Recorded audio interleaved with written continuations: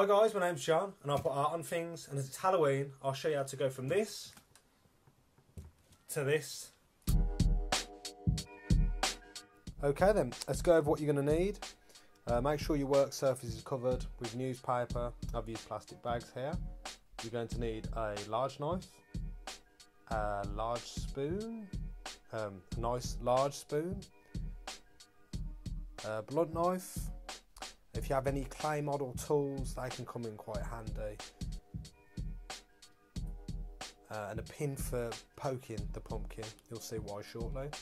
These kids' pumpkin sets can be quite handy, and if you are doing this with your kids, they're good, and you don't want them picking up their sharp knife and doing themselves a mischief. You'll obviously need your pumpkin and somewhere to dispose of all the gunk from inside. So use a bowl, or you can use a nice plastic bag from Morrison's. You can pick these up for about 5p. What a bargain. Now, that's all you need if you're going to do your traditional pumpkin carving. But we're going to do something a little bit extra. We're going to try and put the universal classic monster Frankenstein on the pumpkin. So you're going to have to get the image off the internet and print it out. Make sure it's the right size to match up with your pumpkin. Or if you have Photoshop or any sort of software like that, you can kind of pop art the image. That'll make it easier to pick out the dark areas that you want to put onto your pumpkin. So first step, you've got to take the lid off your pumpkin. Now you want to go a few inches from the top, and you want to come in at an angle. Don't come in from the side or from above. So this way it will sit nicely on the top of your pumpkin. Now, if you don't feel confident that you can cut a nice even circle, don't worry about it. Just grab yourself a pencil and draw a circle all the way around the top. Okay, serious message here though, guys. Parents, do not allow your children to use a small sharp knife to cut a pumpkin in this way. Do not allow them sharp objects until they're at least 18. I am an untrained professional. I have only ever visited A&E doing this 3 or 4 times, and I am used to the sight of my own blood.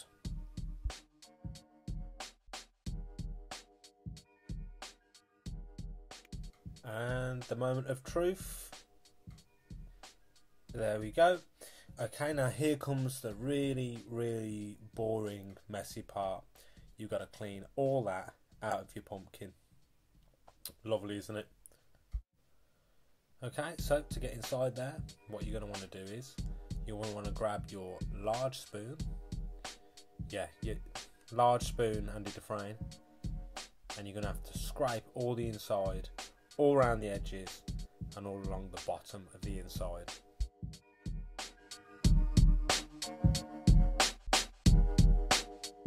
Anyway, 5 hours later, this is what you should be left with.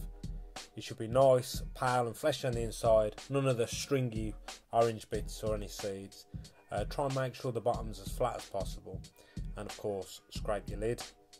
It should fit together quite nicely. Yeah, well, it's supposed to fit together quite nicely. Hang on.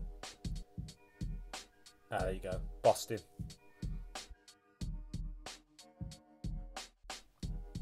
Okay, your next step, pick a nice flat surface for you to place your image onto. Make sure it fits. You're going to need a pair of scissors. Probably should have mentioned earlier, you're going to need, a pair of scissors. And then cut your image out to size.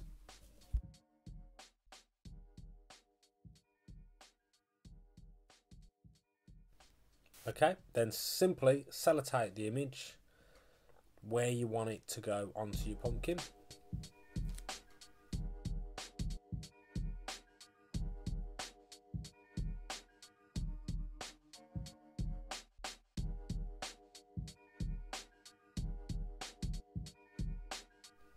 And that's what you should be left with. Now, you ain't going to get it perfectly flat because your pumpkin ain't perfectly flat. You're going to grab yourself a drawing pin or something to poke the pumpkin with, and you're going to go around the outlines for all the dark areas.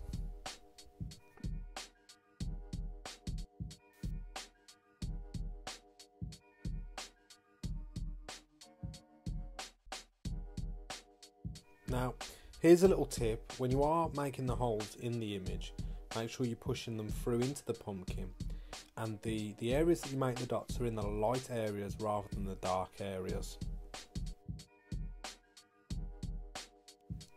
And what you're left with is essentially a dot to dot of Frankenstein or your chosen image, where all the dark areas have been brought out. Now, a handy little tip for this section: grab yourself a pencil. What you're going to do is you're going to fill in all of the dark areas. You'll be able to rub it out at the end, so that's not a problem. But what it will do is it will prevent you from cutting out the wrong section. Trust me, you don't want to do that after spending God knows how many hours pulling all the gunk out of the pumpkin.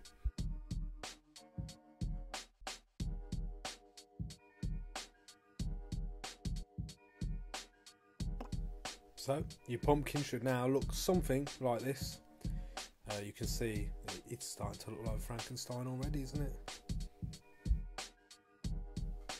Right, grab yourself your sharp knife. Now, I'm going to pull artist rank here. I've got a scalpel, which makes it a lot easier.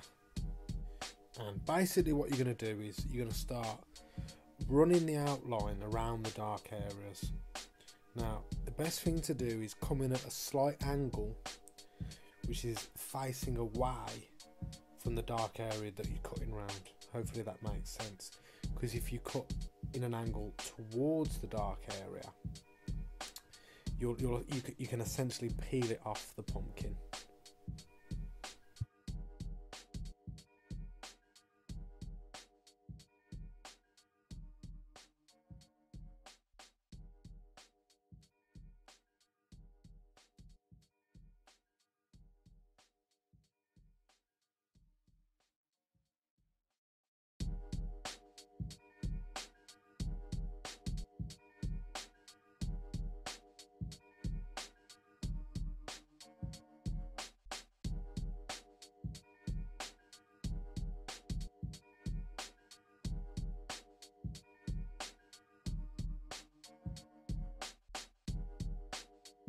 Okay, so when you've removed all of the undesirable orange, this is what you should be left with.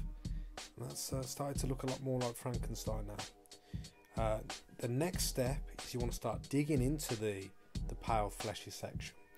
The more you dig in, the lighter it will be from the back, from the inside of the pumpkin. So the more you dig in, the lighter that section of the image will be.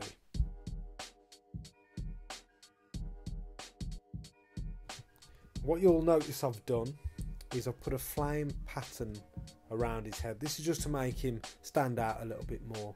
I mean, give it a go yourself. And you can probably just about tell on the video where I've dug in the furthest to try and bring out the lighter areas of the image. But there's only one way to see if you've done a good job. The moment of truth. There you go. As simple as that. It only took me about 12 hours to do. If I just hold it up to the camera, you get a better look. It's a little bit cooler than your traditional pumpkin, I think. And you can see where I've dug in the furthest with a knife. It brings out the lighter areas, just to add a little bit of character, a bit of a pop art style to the pumpkin. I hope you enjoyed the tutorial, guys. Hopefully it'll give you some interesting ideas what to do for pumpkins over Halloween. If you've got any suggestions of what you'd like to see me do next, then drop it in the comments below. Have an awesome Halloween.